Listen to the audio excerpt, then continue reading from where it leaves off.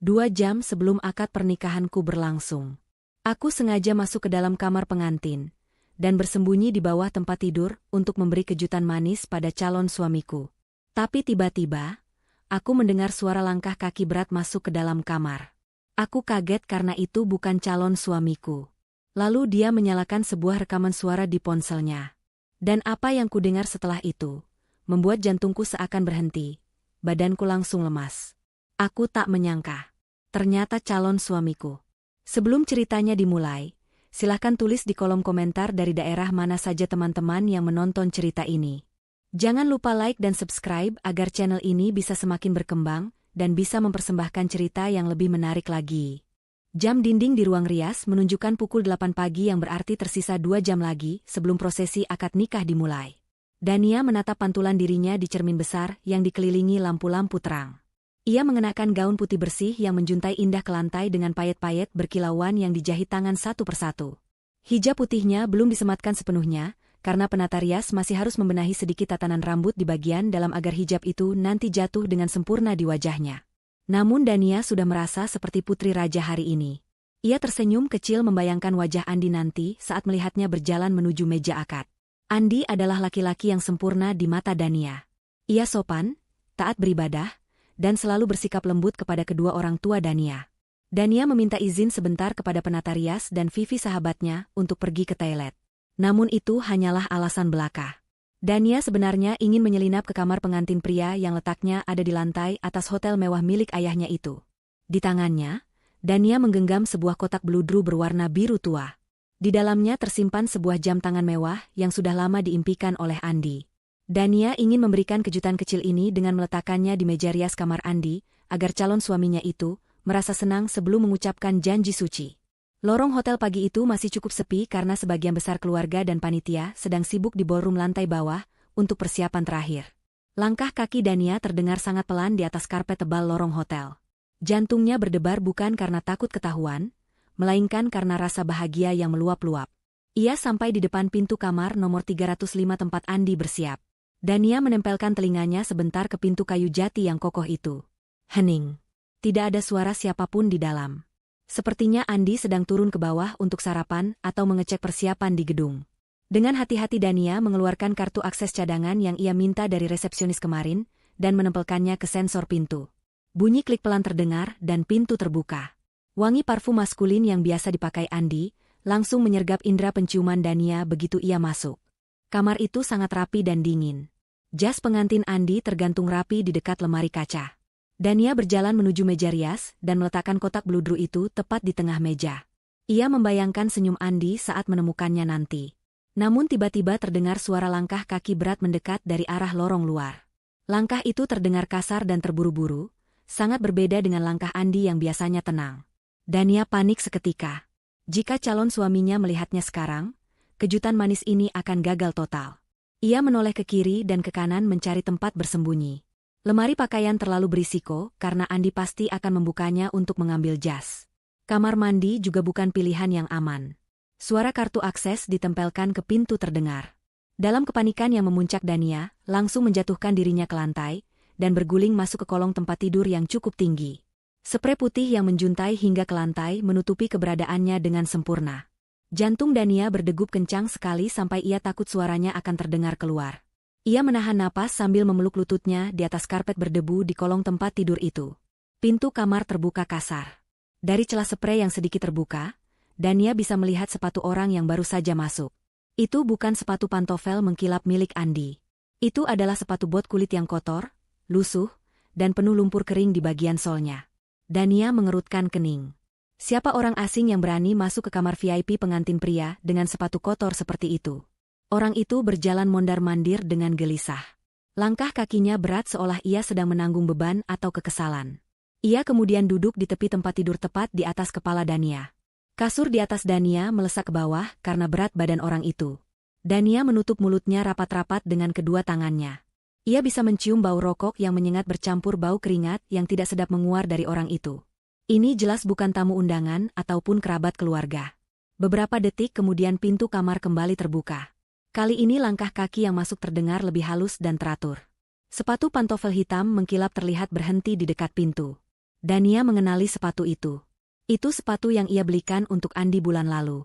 Rasa lega sempat menyelimuti hati Dania, karena mengira Andi akan mengusir orang asing kotor itu. Namun apa yang terjadi selanjutnya membuat darah Dania berdesir hebat. Orang bersepatu bot itu tidak diusir, ia justru menyapa Andi dengan nada yang sangat akrab namun terdengar meremehkan. Pria itu bernama Jargo. Suaranya serak dan berat. Jargo bertanya kepada Andi mengapa ia harus menunggu lama sekali padahal ia sudah lapar. Dania bingung setengah mati. Mengapa Andi mengenal preman seperti ini? Andi terdengar menutup pintu kamar dan menguncinya dari dalam. Suara Andi terdengar tegang dan tidak seramah biasanya. Andi menyuruh Jargo untuk memelankan suaranya, karena banyak orang di luar. Jargo tertawa mengejek. Ia kemudian terdengar merogoh saku jaketnya dan mengeluarkan sesuatu. Dari percakapan mereka Dania tahu bahwa Jargo sedang memegang sebuah ponsel. Jargo berkata bahwa ia ingin memutar sesuatu agar Andi tidak lupa dengan kesepakatan mereka. Dania menajamkan telinganya. Suara rekaman audio mulai terdengar dari ponsel Jargo. Kualitas suaranya cukup jernih. Itu adalah suara Andi. Suara calon suaminya sendiri yang sedang berbicara namun, nada bicaranya sangat dingin dan jahat. Di rekaman itu, Andi berkata dengan jelas bahwa Jargo harus memastikan rem mobil pengantin blong total.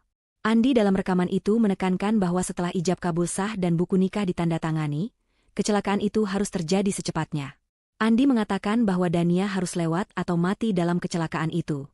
Dania merasa dunia di sekelilingnya runtuh seketika. Tubuhnya lemas bukan main seolah tulangnya ditarik keluar satu persatu. Ia tidak percaya dengan apa yang didengarnya. Suara Andi di rekaman itu melanjutkan kalimatnya dengan lebih kejam.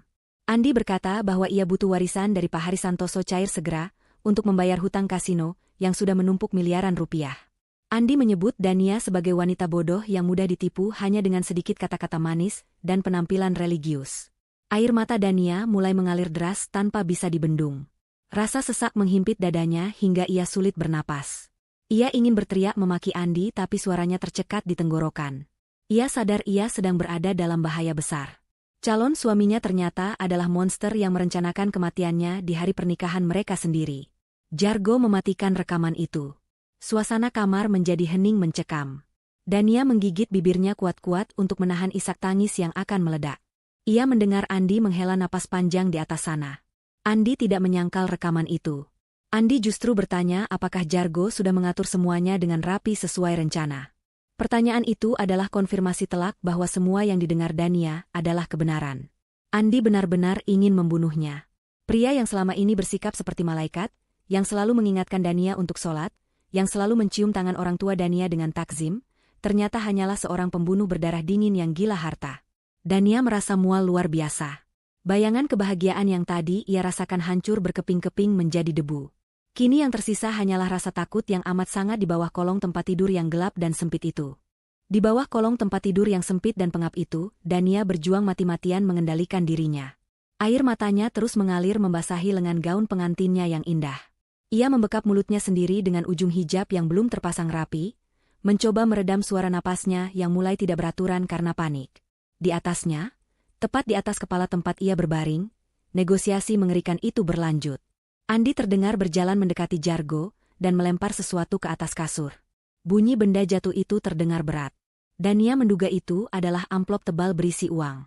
Andi berkata dengan nada angkuh bahwa itu adalah uang muka sebesar 50 juta rupiah, seperti yang mereka sepakati di awal.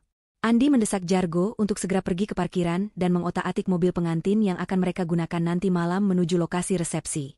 Namun Jargo tidak segera beranjak. Terdengar suara kertas yang dibuka kasar. Sepertinya Jargo sedang menghitung uang tersebut. Suara tawa Jargo yang serak kembali terdengar memenuhi ruangan. Jargo berkata bahwa jumlah uang itu tidak cukup lagi sekarang. Ia beralasan bahwa risiko pekerjaan ini menjadi jauh lebih besar karena ia baru tahu kalau ayah Dania, Pak Haris Santoso, menyewa tim pengamanan tambahan untuk acara pernikahan putrinya. Jargo berkata membunuh putri tunggal konglomerat seperti Pak Haris akan membuat polisi bekerja ekstra keras dan itu membahayakan nyawanya. Jargo menuntut bayaran 2 kali lipat, atau ia akan membatalkan rencana ini, dan membocorkan rekaman tadi kepada polisi. Andi terdengar sangat marah. Ia menggebrak meja rias dengan keras, hingga membuat Dania tersentak kaget di persembunyiannya. Andi memaki Jargo dengan kata-kata kasar yang tidak pernah Dania bayangkan akan keluar dari mulut calon suaminya yang selama ini dikenal santun. Andi berkata bahwa ia tidak punya uang tunai sebanyak itu sekarang. Semua uangnya sudah habis di meja judi, dan ia sedang dikejar-kejar oleh penagih utang yang mengancam akan mematahkan kakinya. Andi memohon dengan nada frustrasi bercampur emosi. Ia menjanjikan akan memberikan bonus besar setelah Dania mati, dan aset keluarga Santoso jatuh ke tangannya. Andi meyakinkan Jargo bahwa proses pencairan asuransi jiwa dan warisan tidak akan lama, karena Dania adalah anak tunggal. Jargo tampaknya mulai melunak, tapi ia mengajukan satu syarat tambahan yang membuat bulu kuduk Dania meremang. Jargo berkata ia akan melakukan pekerjaan kotor itu, asalkan Andi setuju dengan metodenya. Jargo ingin memastikan kecelakaan itu terlihat sangat parah. Ia akan merusak sistem pengereman total di jalan tol, sehingga mobil akan menabrak pembatas beton dengan kecepatan tinggi. Jargo berkata dengan santai bahwa wajah Dania harus hancur agar tidak bisa dikenali dengan mudah saat evakuasi, sehingga polisi akan kesulitan melakukan identifikasi awal dan memberi waktu bagi Jargo untuk melarikan diri keluar kota. Mendengar detail rencana pembunuhan dirinya yang begitu sadis, Dania merasa nyawanya sudah melayang separuh. Tubuhnya gemetar hebat tak terkendali. Keringat dingin mengucur deras di pelipisnya. Andi terdiam sejenak, mungkin sedang menimbang tawaran keji itu. Lalu dengan suara dingin tanpa rasa bersalah sedikitpun, Andi menyetujui syarat Jargo. Andi berkata ia tidak peduli bagaimana kondisi mayat Dania nanti, yang penting wanita itu mati dan Andi punya alibi kuat saat kejadian berlangsung. Kata-kata itu menancap di hati Dania lebih sakit daripada pisau manapun. Pria yang 1 jam lagi akan menjabat tangan ayahnya dalam akad nikah, baru saja menyetujui rencana untuk menghancurkan tubuh Dania demi uang. Kebencian mulai tumbuh perlahan di hati Dania, menggantikan rasa takut yang tadi mendominasi. Ia sadar ia tidak boleh mati konyol di tangan manusia iblis ini. Percakapan mereka mulai berakhir. Andi menyuruh Jargo segera keluar lewat pintu belakang, agar tidak terlihat CCTV koridor utama. Andi juga bersiap-siap untuk turun ke lobi menemui para tamu. Terdengar suara Andi memakai jasnya. Namun tiba-tiba terdengar bunyi benda kecil logam jatuh ke lantai kayu dan menggelinding. Kancing manset lengan jas Andi terlepas. Benda kecil berkilau itu menggelinding cepat masuk ke kolong tempat tidur, dan berhenti tepat di depan hidung Dania. Mata Dania terbelalak menatap kancing manset emas berinisial A itu. Jaraknya hanya beberapa sentimeter dari wajahnya. Jantung Dania seakan berhenti berdetak total saat ia melihat tangan Andi turun. Andi membungkuk untuk mengambil kancing manset itu. Kepala Andi semakin rendah mendekati lantai. Dania bisa melihat rambut Andi yang tersisir rapi. Sedikit lagi, hanya butuh beberapa sentimeter lagi bagi Andi untuk menunduk dan mata mereka akan bertemu. Dania memejamkan matanya rapat-rapat, pasrah jika ini adalah akhir hidupnya. Ia menahan napas sampai dadanya terasa sakit. Waktu seakan berjalan sangat lambat dalam hitungan detik yang menyiksa itu. Tiba-tiba, suara dering telepon yang nyaring memecah kesunyian kamar. Ponsel Andi berbunyi keras di atas meja rias. Andi yang tangannya sudah hampir menyentuh lantai langsung menegakkan tubuhnya kembali dengan cepat karena kaget. Ia berdecak kesal dan melangkah menuju meja untuk mengambil ponselnya. Dania membuka matanya dan menghembuskan napas yang sedari tadi ia tahan. Ia selamat, setidaknya untuk detik ini. Terdengar suara Andi mengangkat telepon dengan nada yang berubah drastis menjadi sangat lembut dan sopan. Andi menyapa penelepon itu dengan sebutan Ibu Nilam. Ternyata Ibu Dania yang menelepon. Andi berbohong dengan lancar, mengatakan ia sedang berdoa khusyuk di kamar untuk kelancaran akad nanti. Setelah menutup telepon, Andi terdengar buru-buru. Ia mengajak Jargo keluar sekarang juga karena Ibu Nilam akan segera menyuruh orang menjemput Andi ke kamar. Andi membuka pintu kamar dan melangkah keluar, diikuti oleh langkah berat sepatu bot Jargo. Pintu tertutup dan suara kunci otomatis terdengar. Keheningan kembali menyelimuti kamar itu, tapi kini suasananya terasa mencekam. Dania masih terdiam kaku di bawah kolong kasur.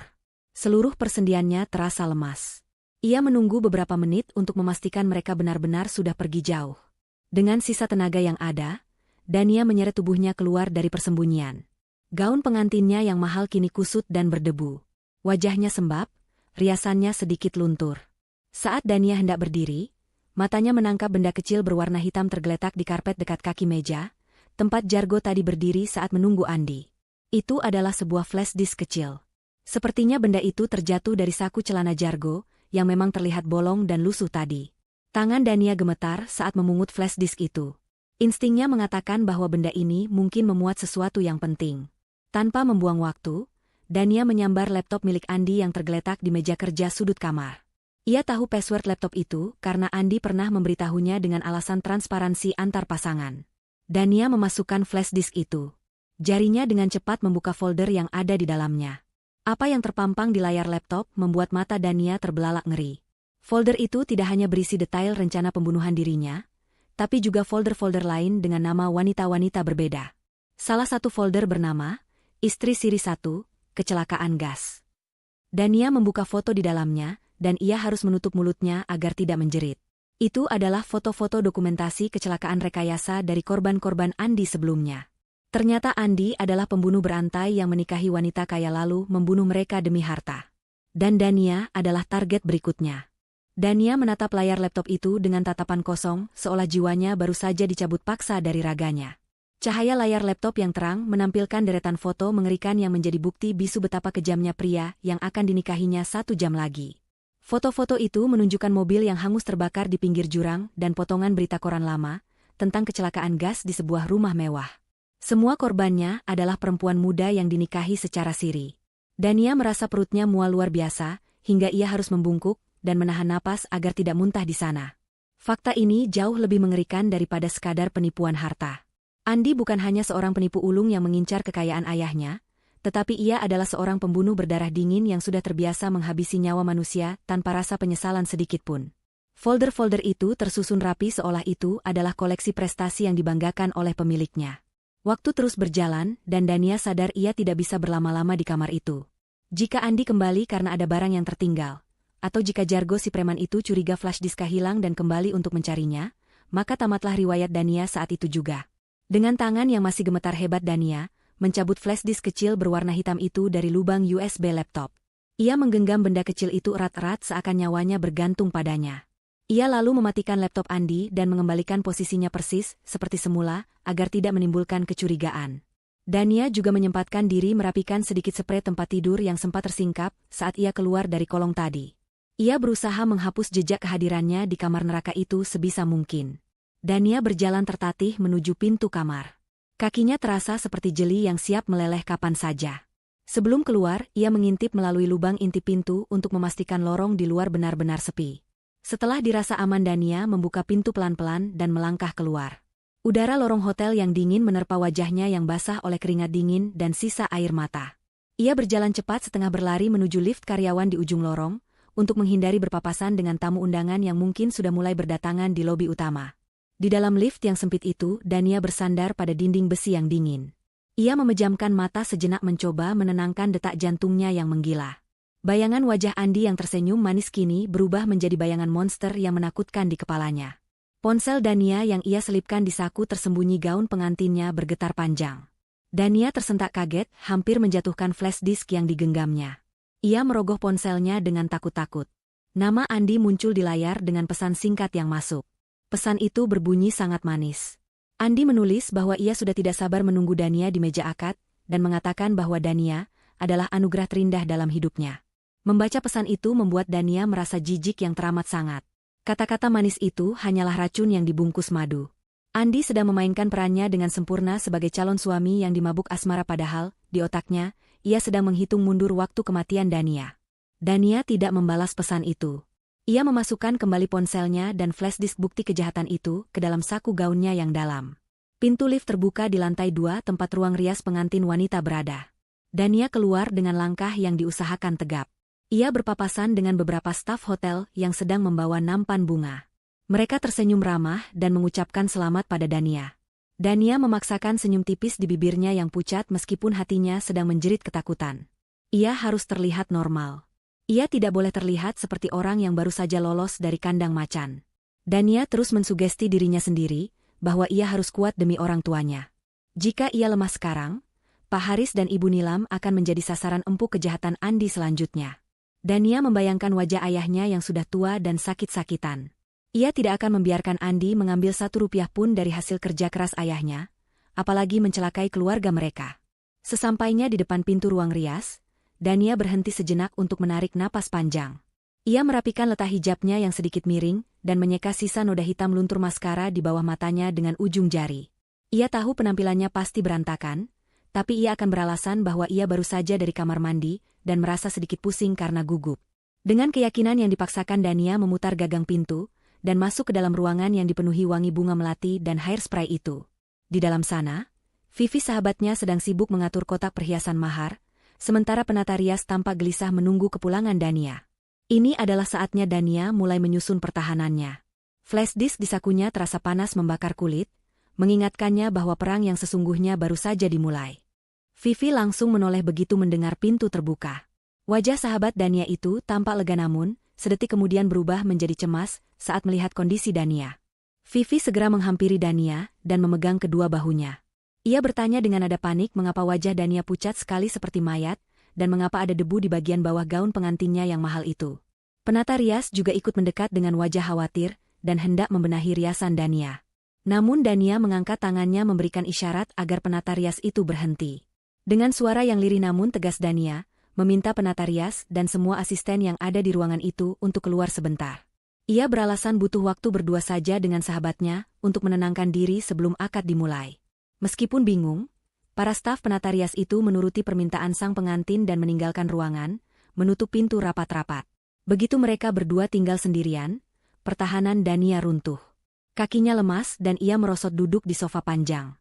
Vivi kaget dan langsung duduk di sebelahnya, menggenggam tangan Dania yang sedingin es. Vivi bertanya apa yang sebenarnya terjadi. Dania dengan suara bergetar menceritakan semuanya. Mulai dari rencananya memberi kejutan, persembunyiannya di bawah kolong tempat tidur, percakapan mengerikan antara Andi dan Jargo, hingga penemuan flash disk yang berisi bukti kejahatan itu. Vivi mendengarkan dengan mata terbelalak lebar, seolah tidak percaya dengan apa yang didengarnya. Ia berkali-kali menutup mulutnya karena kaget. Vivi tahu Andi adalah pria yang ambisius, tapi ia tidak pernah menyangka Andi adalah seorang psikopat pembunuh. Dania merogoh sakunya dan mengeluarkan flash disk hitam itu. Ia meminta Vivi mengambil laptop kerjanya yang kebetulan dibawa di tas tangan Vivi. Mereka membuka file itu bersama-sama untuk memastikan sekali lagi. Saat melihat foto-foto korban Andi sebelumnya, Vivi langsung menangis. Ia memeluk Dania erat-erat, bersyukur sahabatnya itu belum sempat naik ke mobil pengantin maut yang direncanakan Andi. Vivi dengan emosi yang meledak-ledak menyarankan agar mereka segera menelepon polisi sekarang juga dan membatalkan pernikahan ini. Vivi ingin berlari keluar dan memberitahu Pak Haris agar ayahnya bisa menghajar Andi saat itu juga. Namun Dania menahan lengan Vivi dengan kuat. Tatapan Dania yang tadi sayu kini mulai berubah menjadi tajam dan penuh perhitungan. Dania menggelengkan kepalanya. Ia berkata bahwa jika mereka membatalkan pernikahan sekarang dan memanggil polisi tanpa persiapan matang, Andi yang licin itu pasti akan menyangkal semuanya. Rekaman suara di HP Jargo belum ada di tangan mereka, dan flash disk ini bisa saja disangkal Andi sebagai barang temuan atau rekayasa orang yang ingin memfitnahnya. Andi pandai bicara dan ia sudah mengambil hati semua keluarga besar. Selain itu, Jargo si pembunuh bayaran masih berkeliaran di sekitar gedung. Jika acara batal tiba-tiba, Jargo bisa saja nekat melukai orang tua Dania atau kabur menghilangkan jejak. Dania mengatakan mereka harus menjebak Andi di depan umum saat ia tidak bisa lagi mengelak. Mereka harus mempermalukannya di saat ia merasa paling tinggi, agar jatuhnya paling sakit. Saat mereka sedang menyusun rencana darurat dengan berbisik-bisik, tiba-tiba pintu ruang rias diketuk pelan dan langsung terbuka. Jantung Dania serasa copot.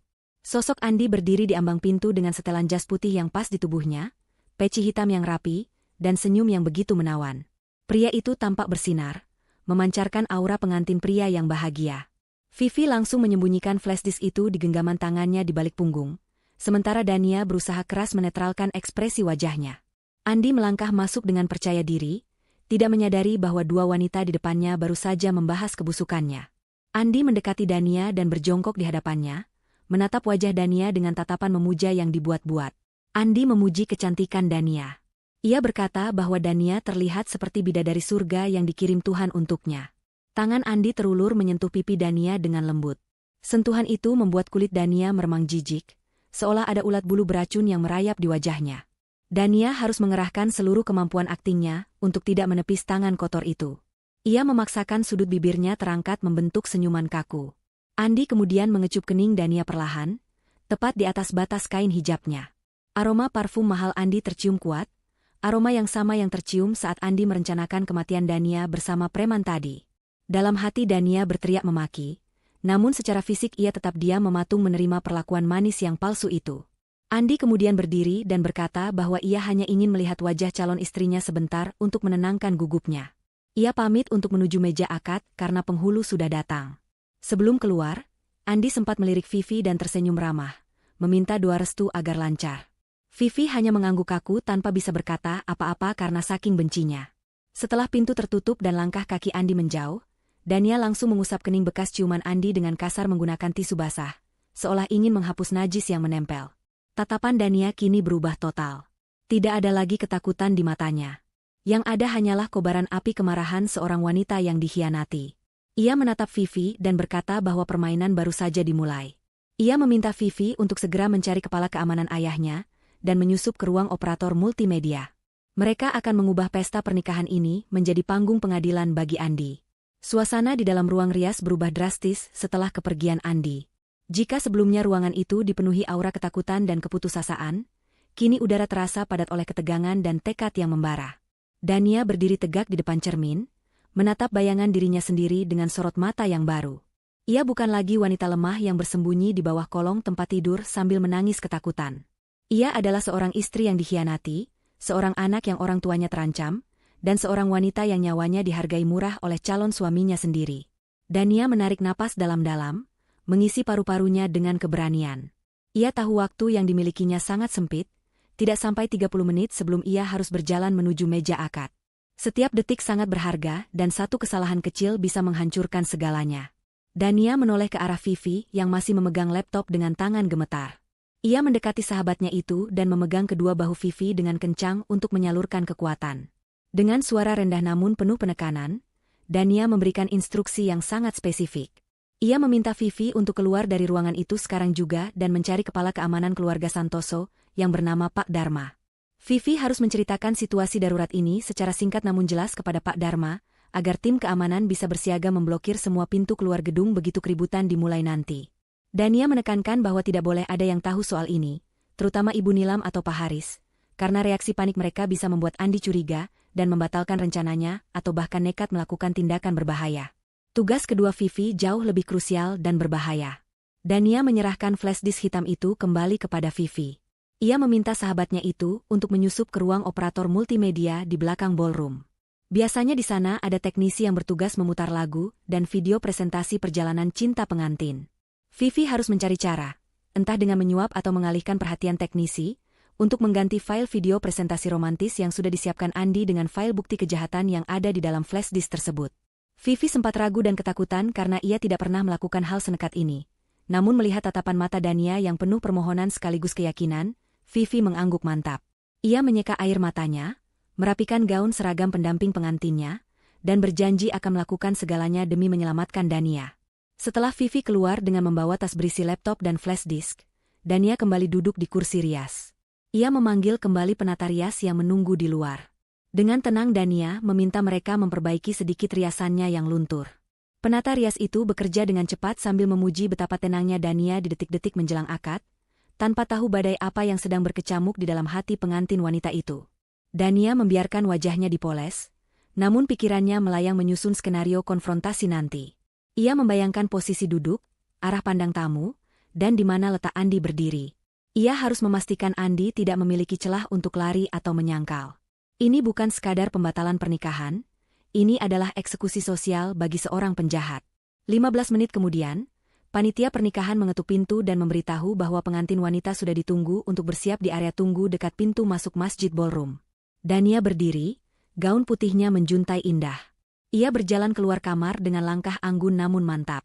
Di lorong hotel, kesibukan sudah mulai terlihat. Banyak staf hotel berlalu lalang membawa peralatan catering dan dekorasi tambahan.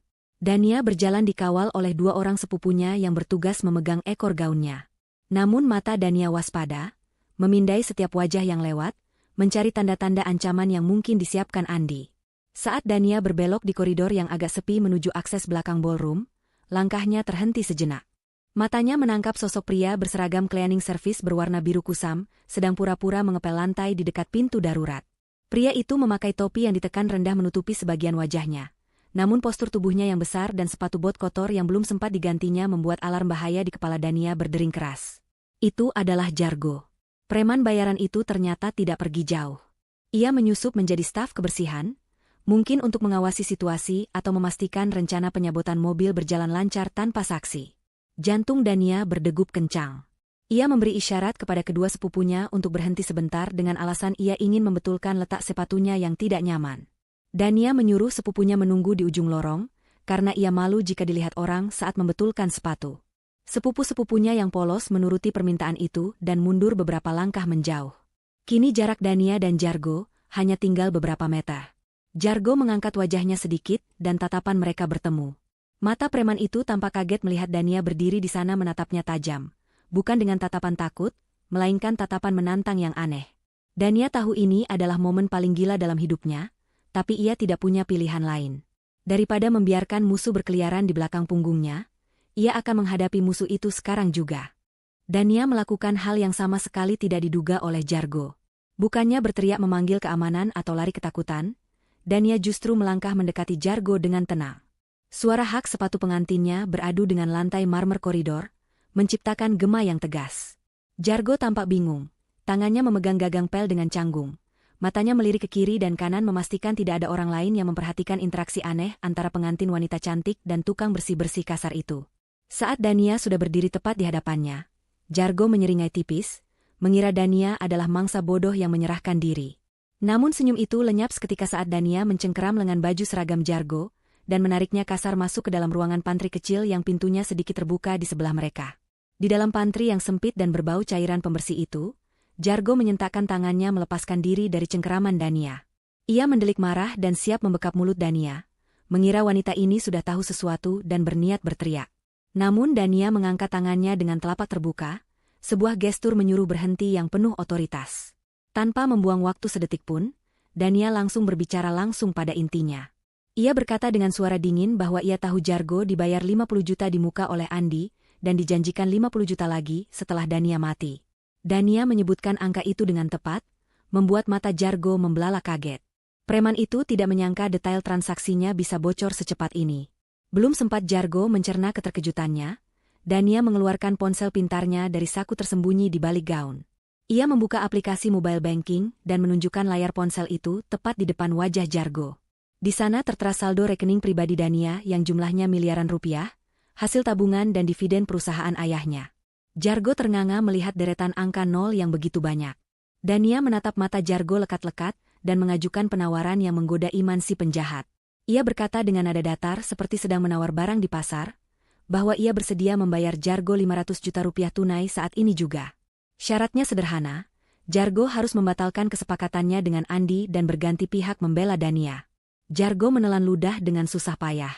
500 juta adalah uang yang sangat banyak, jauh lebih besar daripada bayaran receh yang dijanjikan Andi dengan risiko tinggi dikejar polisi seumur hidup. Otak kriminal Jargo berputar cepat. Ia adalah orang yang loyal pada uang, bukan pada manusia. Tawaran Dania jelas jauh lebih menguntungkan dan aman karena Dania adalah korban, bukan pelaku kejahatan. Jargo bertanya dengan suara serak, apa jaminannya Dania tidak akan menjebaknya setelah transfer berhasil. Dania tersenyum sinis. Ia berkata bahwa ia butuh Jargo untuk menjadi eksekutor balas dendamnya di dalam gedung nanti, jadi ia tidak mungkin menjebak orang yang ia butuhkan saat itu juga. Dania menekan beberapa tombol di ponselnya. Dalam hitungan detik, ia menunjukkan bukti transfer sukses sebesar 250 juta ke nomor rekening yang ia minta dari Jargo secara paksa. Ia berkata sisa 250 juta lagi akan ditransfer tepat setelah Jargo melakukan tugasnya di dalam ballroom nanti. Melihat notifikasi uang masuk di ponsel bututnya, sikap Jargo berubah total 180 derajat. Tatapan matanya yang tadi mengancam kini, berubah menjadi patuh layaknya anjing penjaga yang baru diberi daging segar. Ia bertanya apa tugas yang harus dilakukannya. Dania membisikkan instruksi khusus tepat di telinga Jargo.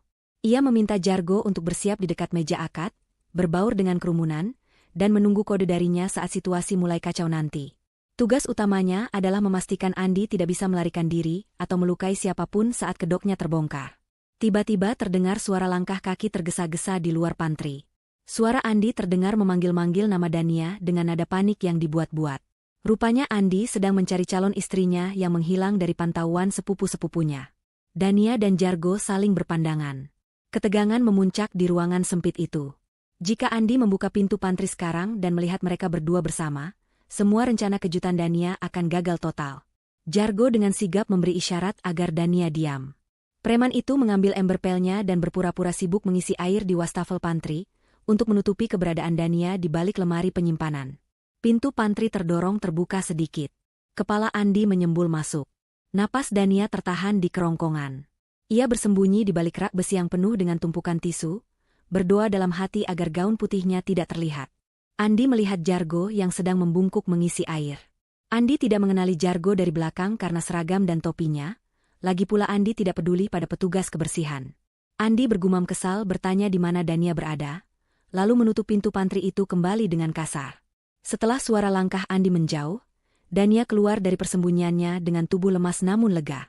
Ia menatap Jargo sekali lagi untuk memastikan kesepakatan mereka, lalu segera keluar dari pantry untuk menyusul sepupunya, meninggalkan Jargo yang kini telah menjadi senjata rahasianya yang paling mematikan. Suasana di dalam Grand Ballroom Hotel itu begitu megah dan sakral. Ruangan raksasa yang didominasi warna emas dan putih itu telah disulap menjadi tempat akad nikah yang sangat mewah.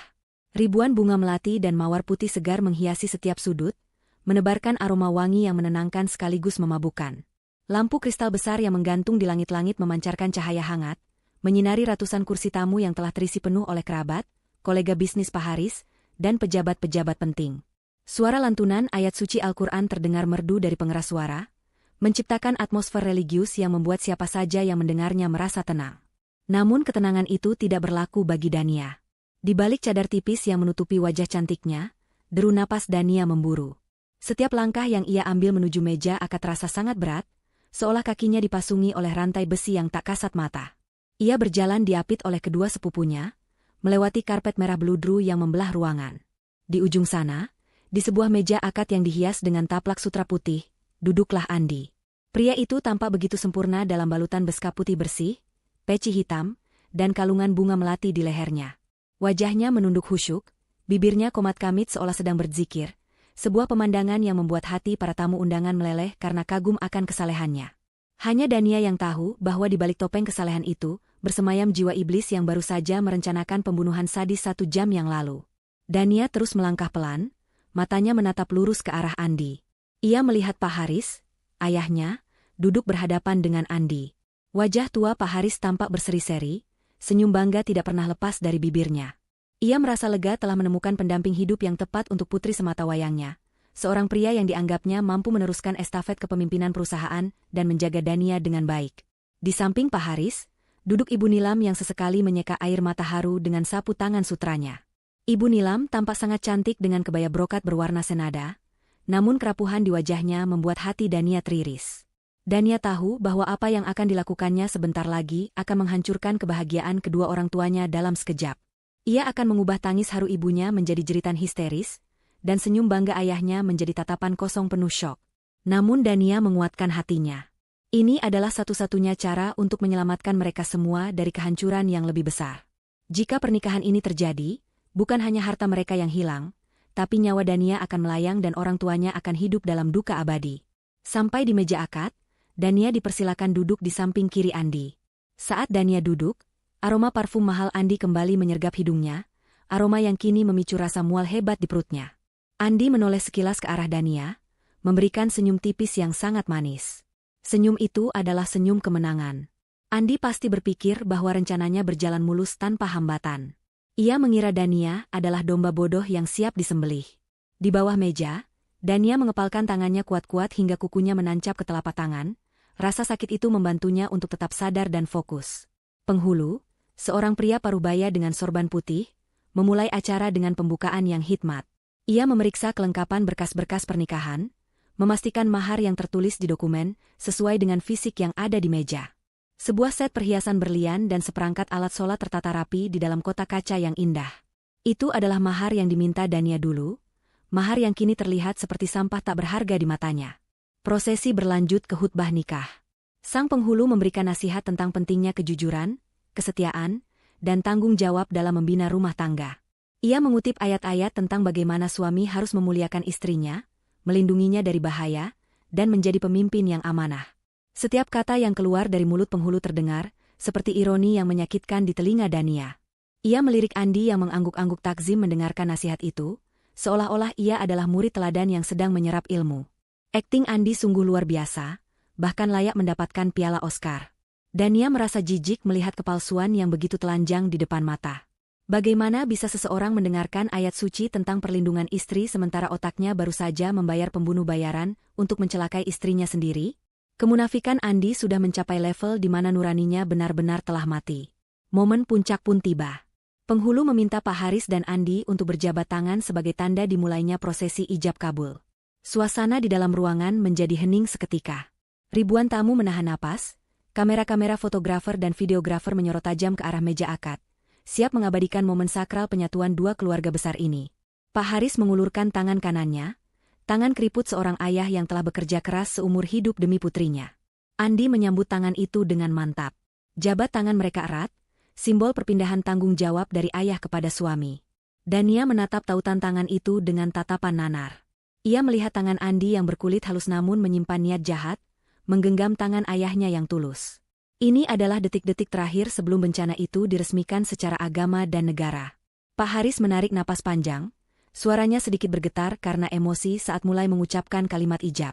Saudara Andi Pratama bin Gunawan, saya nikahkan dan saya kawinkan engkau dengan putri kandung saya, Dania Salsabila Santoso, dengan mas kawin seperangkat alat sholat dan 1 set perhiasan berlian dibayar tunai.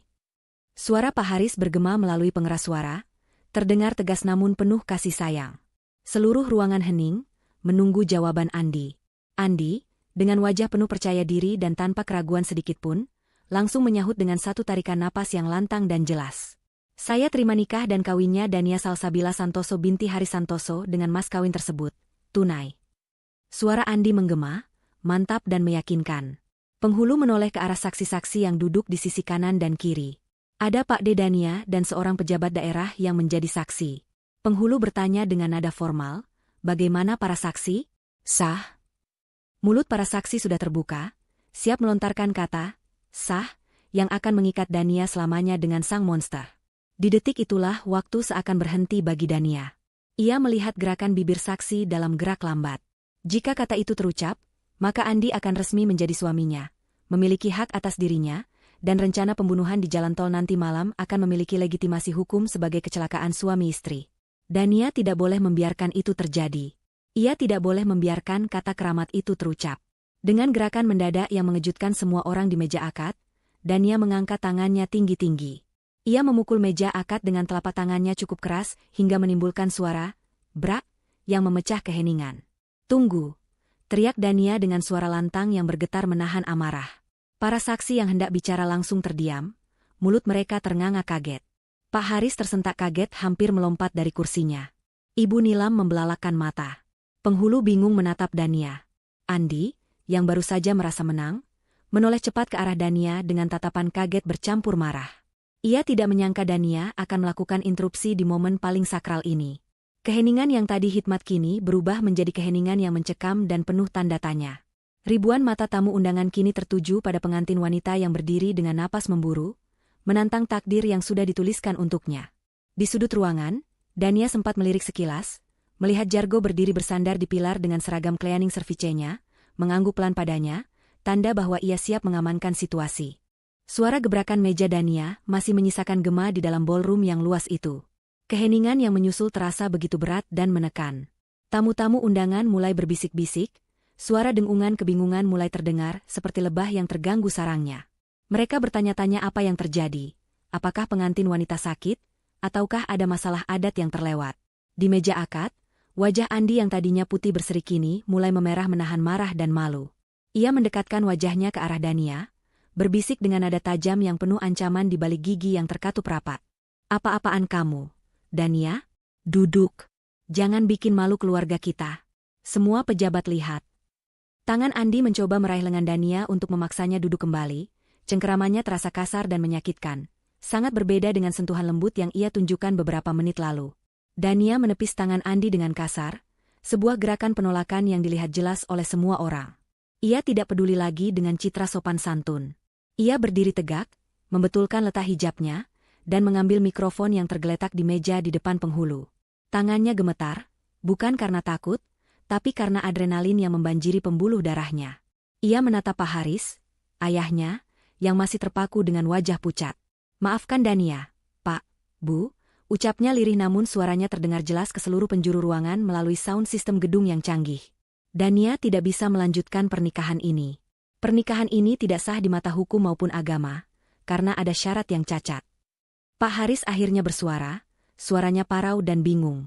Dania, Apa maksudmu, nak? Istighfar. Apa yang cacat? Maharnya sudah lengkap, nak. Ibu Nilam di sebelahnya sudah mulai menangis histeris, memegang dada sesak, mengira putrinya kerasukan atau stres berat menghadapi pernikahan.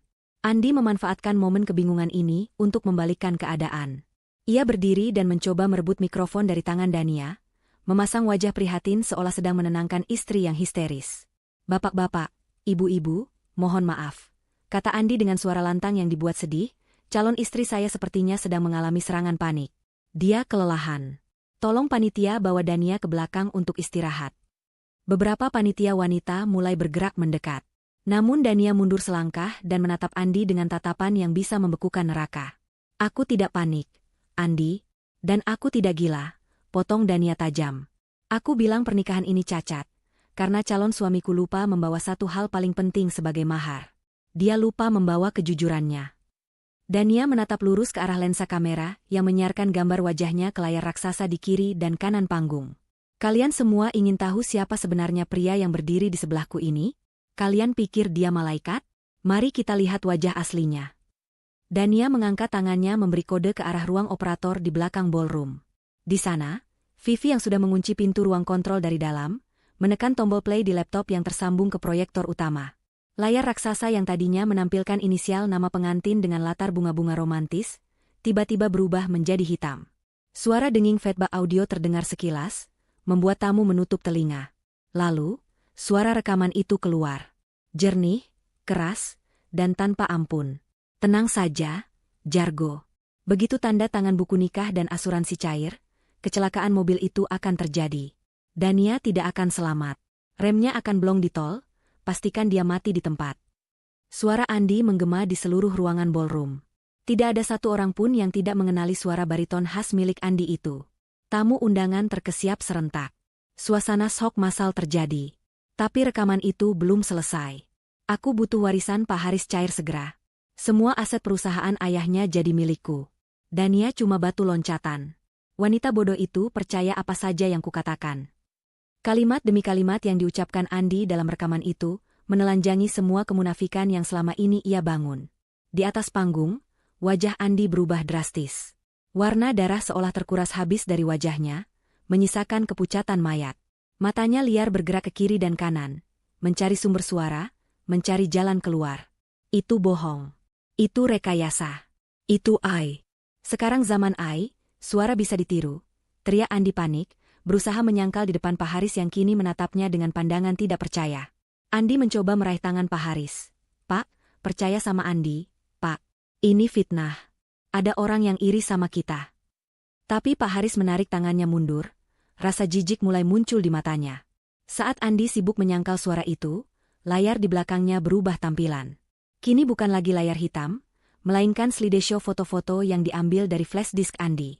Foto pertama muncul, sebuah KTP wanita bernama Maya, diikuti foto pernikahan siri Andi dengan wanita itu. Lalu slide berikutnya, foto mobil Maya yang hancur di dasar jurang, lengkap dengan kliping koran berjudul, Kecelakaan Mau Tewaskan Istri Muda Pengusaha. Slide berganti lagi, foto wanita lain, kali ini bernama Siska, diikuti foto laporan kepolisian tentang kebocoran tabung gas yang membakar rumah. Polanya jelas, korbannya nyata, dan pelakunya selalu sama. Andi yang tersenyum di foto pernikahan mereka, lalu menghilang setelah kematian mereka. Dania menunjuk ke layar raksasa itu dengan jari telunjuk yang gemetar karena emosi. Apa foto-foto mayat mantan istrimu ini juga AI, Mas Andi? Apa laporan polisi dan akta kematian mereka juga rekayasa? Teriak Dania, suaranya memecah keriuhan tamu yang mulai panik. Kamu membunuh mereka demi uang asuransi. Dan hari ini, kamu berencana membunuhku juga di jalan tol nanti malam. Kamu bahkan sudah membayar orang untuk merusak rem mobil pengantin kita. Ibu Nilam menjerit keras, jeritan seorang ibu yang menyadari putrinya nyaris dibunuh. Ia langsung terkulai pingsan di kursi akad. Pak Haris, dengan sisa tenaganya, berdiri dan menampar wajah Andi dengan sangat keras. Plah. Suara tamparan itu terdengar nyaring di mikrofon yang masih menyala. Biadab. Kamu iblis. Saya percayakan putri saya padamu, dan kamu mau membunuhnya? Teriak Pak Haris dengan suara serak menahan tangis. Tamu undangan mulai ribut. Beberapa kerabat pria dari pihak Dania mulai berlari naik ke panggung dengan wajah marah, siap menghajar Andi. Andi yang merasa terpojok kehilangan akal sehatnya. Topeng pangeran baik hatinya runtuh total, digantikan oleh wajah aslinya yang bengis dan pengecut. Ia melihat kerumunan orang yang marah mendekat. Ia tahu ia tidak bisa membantah bukti visual yang begitu telanjang itu. Tidak ada jalan keluar diplomatis. Insting bertahan hidupnya mengambil alih. Dengan gerakan cepat dan nekat, Andi menyambar pisau pemotong kue pengantin berukuran panjang yang tergeletak di meja samping, tidak jauh dari meja akad. Ia menarik Pak Haris yang berdiri goyah di dekatnya, dan menempelkan pisau tajam itu ke leher ayah Dania. Mundur. Mundur semua atau orang tua ini mati, teriak Andi dengan mata melotot. Suaranya melengking tinggi, penuh kepanikan. Tamu-tamu menjerit ketakutan melihat pemandangan horor itu. Pesta pernikahan yang indah berubah menjadi adegan penyanderaan yang mengerikan. Dania terpatung di tempatnya. Ia tidak menyangka Andi akan senekat ini menyandera ayahnya. "Lepaskan papa, Andi, urusanmu denganku," teriak Dania putus asa. "Diam kau. Ini semua gara-gara kau," bentak Andi sambil mengeratkan pegangannya di leher Pak Haris. "Siapkan mobil. Biarkan aku pergi dari sini, dan orang tua ini akan selamat. Kalau ada polisi mendekat, aku gorok lehernya." Andi menyeret Pak Haris mundur perlahan, menjauhi kerumunan yang mengepungnya. Dania merasa dunianya berputar. Rencananya untuk mempermalukan Andi berhasil, tapi kini nyawa ayahnya di ujung tanduk. Ia melihat ke sekeliling dengan panik, mencari satu-satunya harapan yang dimilikinya. Matanya menangkap sosok Jargo yang bergerak diam-diam dari arah samping pilar, mendekati posisi Andi dari titik buta. Jargo melepas topi cleaning service-nya, wajah premannya terlihat keras dan fokus. Dania menahan napas, berdoa dalam hati agar uang 500 jutanya cukup untuk membuat Jargo bergerak cepat menyelamatkan ayahnya. Ketegangan di dalam Grand Ballroom Hotel itu telah mencapai titik didih yang menyesakkan dada. Udara yang semula sejuk oleh pendingin ruangan kini terasa panas dan berat, dipenuhi oleh aroma keringat dingin dari ribuan orang yang menahan napas karena ketakutan. Pesta pernikahan yang seharusnya menjadi perayaan cinta yang agung kini berubah menjadi panggung sandera yang mengerikan. Di atas pelaminan, Andi berdiri dengan punggung yang basah kuyup oleh keringat kepanikan, matanya melotot liar seperti binatang buas yang terpojok di ujung jurang. Tangan kanannya mencengkeram erat pisau pemotong kue yang panjang dan tajam, bilah peraknya menempel berbahaya di kulit leher Pak Haris yang sudah keriput. Ayah Dania itu tampak sangat lemah. Wajahnya pucat pasi kehabisan darah, kakinya gemetar hebat menahan bobot tubuhnya sendiri yang nyaris limbung. Ia tidak berani bergerak sedikitpun, karena satu gerakan salah bisa membuat pisau itu menggores nadi lehernya. Di sekeliling mereka, para tamu undangan wanita menjerit tertahan sambil memeluk anak-anak mereka, sementara para pria berdiri kaku dengan tangan terkepal, ingin maju membantu tapi takut tindakan gegabah mereka justru akan mencelakai Pak Haris. Dania berdiri terpaku beberapa meter di depan mereka, matanya terkunci pada wajah ayahnya yang penuh ketakutan. Jantung Dania berdegup begitu kencang, hingga rasanya sakit sekali menghantam rongga dadanya. Ia merasa bersalah yang teramat sangat karena rencananya untuk membongkar aib Andi justru menempatkan ayahnya dalam bahaya maut seperti ini. Namun Dania tahu ia tidak boleh histeris. Jika ia ikut panik, Andi akan semakin merasa berkuasa dan situasi akan semakin tidak terkendali. Dania menarik napas dalam-dalam, berusaha mengumpulkan sisa-sisa kewarasannya di tengah kekacauan itu. Matanya melirik sekilas ke arah pilar besar di samping kiri panggung, tempat di mana Jargo sedang bergerak perlahan dalam diam. Preman bayaran yang kini berpindah tuan itu bergerak sepelan bayangan, memanfaatkan fokus Andi yang terpecah antara mengawasi kerumunan massa dan membentak Dania. Jargo melepaskan topi petugas kebersihannya dan melemparkannya ke lantai, wajah kerasnya menatap punggung Andi dengan tatapan kalkulasi seorang pemangsa yang siap menerkam. Andi kembali berteriak. Suaranya melengking tinggi memecah keheningan yang mencekam.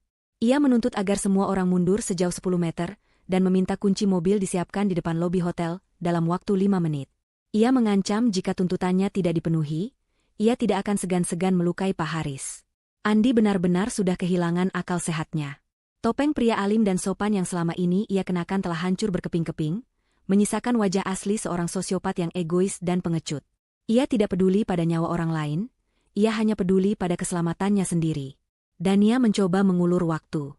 Ia mengangkat kedua tangannya perlahan, menunjukkan telapak tangannya yang kosong sebagai tanda menyerah, dan berbicara dengan nada suara yang diusahakan setenang mungkin meski hatinya bergetar hebat. Dania berkata bahwa ia akan menuruti kemauan Andi asalkan ayahnya tidak disakiti. Ia berteriak memanggil panitia untuk menyiapkan mobil, sebuah perintah palsu hanya untuk mengalihkan perhatian Andi agar lengah sedikit saja. Saat Andi menoleh sedikit ke arah pintu keluar untuk memastikan apakah mobil benar-benar disiapkan, itulah celah sempit yang ditunggu-tunggu oleh Jargo.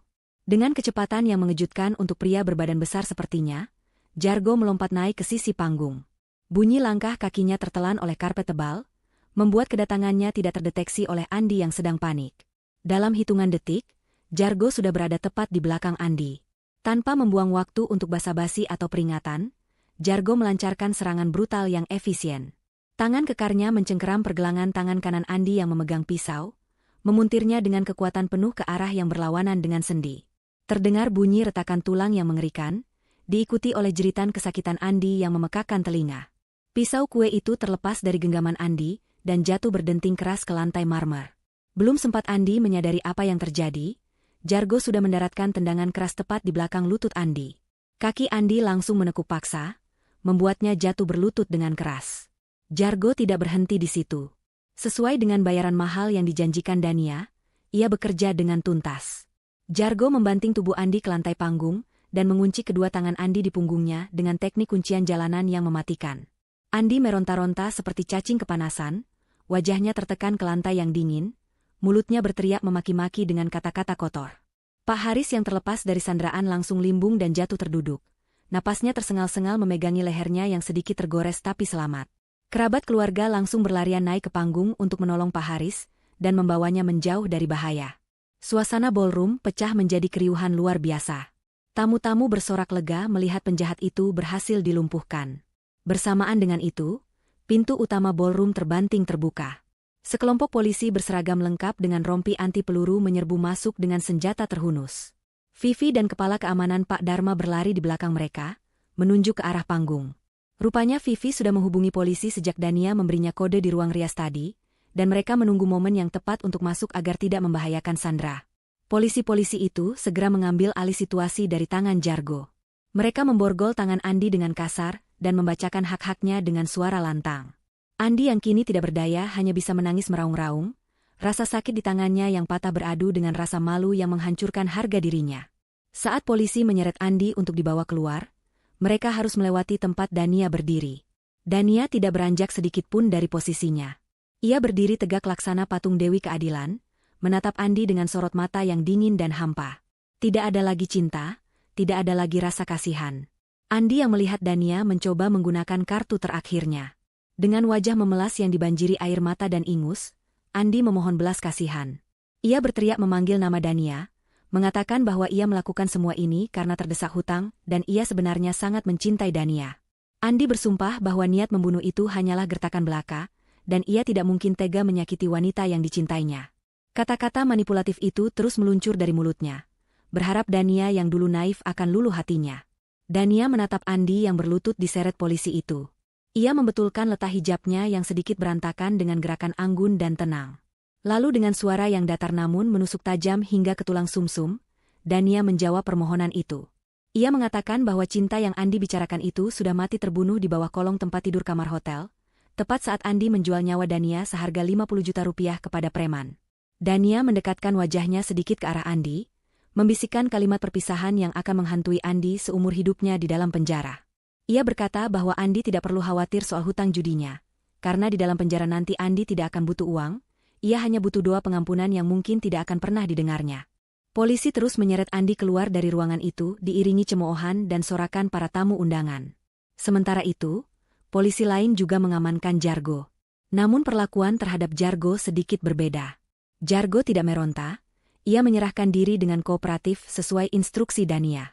Saat melewati Dania, Jargo dan Dania saling bertatapan sekilas.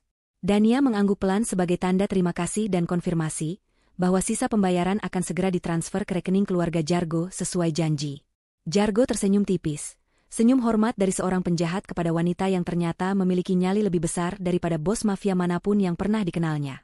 Dania menepati janjinya, dan Jargo menepati tugasnya. Itu adalah transaksi bisnis paling aneh namun paling sukses yang pernah terjadi di sebuah pesta pernikahan. Setelah kedua pria itu dibawa pergi, Dania berbalik badan menghadap para tamu undangan yang masih syok. Ia melihat ibunya yang baru sadar dari pingsan sedang dipeluk oleh ayahnya. Dania berjalan menghampiri kedua orang tuanya, bersimpuh di kaki mereka, dan memeluk lutut ayahnya erat-erat. Tangis yang sedari tadi ditahannya akhirnya pecah.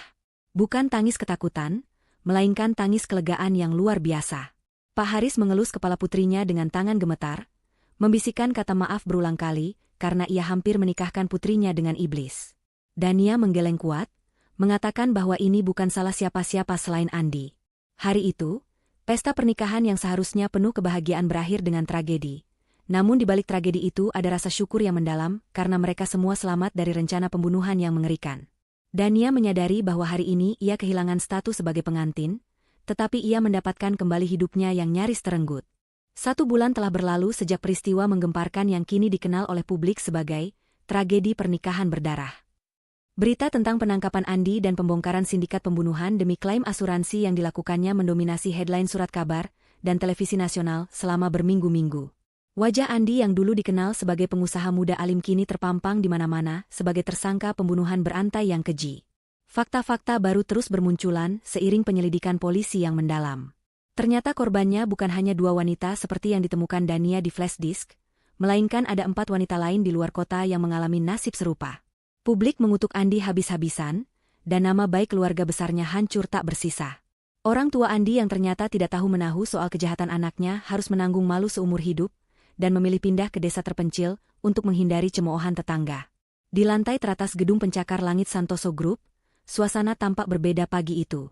Ruangan CEO yang biasanya ditempati oleh Pak Haris kini memiliki penghuni baru. Papan nama di meja kayu mahoni besar itu telah berganti. Bertuliskan, Dania Salsabila Santoso, Chief Executive Officer. Dania duduk di kursi kebesaran ayahnya, menata pemandangan kota Jakarta dari balik dinding kaca. Penampilannya telah berubah. Ia tidak lagi mengenakan gaun-gaun pastel yang lembut dan feminin.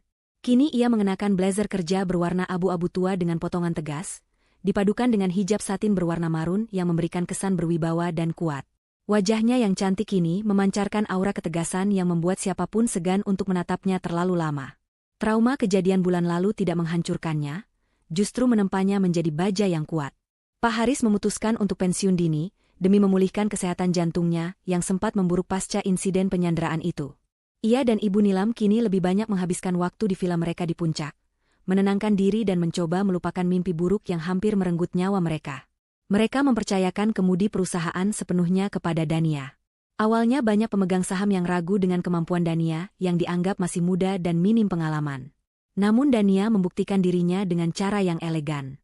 Ia menggunakan momentum kasusnya yang viral untuk membangun citra perusahaan yang transparan dan berintegritas. Saham Santoso Group justru melonjak naik karena publik bersimpati dan kagum pada keberanian Dania melawan penjahat di hari pernikahannya sendiri. Dania bukan lagi dikenal sebagai putri manja pewaris tahta, melainkan sebagai wanita besi yang tak bisa diremehkan. Siang itu, Dania memiliki satu agenda penting yang harus diselesaikannya untuk menutup lembaran masa lalu sepenuhnya. Ia meninggalkan kantornya dan meminta supir pribadinya mengantarkannya ke lembaga pemasyarakatan Salemba. Bukan untuk menemui Andi, karena bagi Dania, Andi sudah dianggap mati. Ia datang untuk menemui Jargo. Sesuai prosedur, Dania masuk ke ruang kunjungan yang dibatasi oleh kaca tebal. Di seberang sana, Jargo duduk mengenakan rompi oranye tahanan. Rambut gondrongnya kini sudah dicukur rapi, dan wajah premannya terlihat lebih bersih dan tenang. Jargo tersenyum lebar saat melihat Dania datang.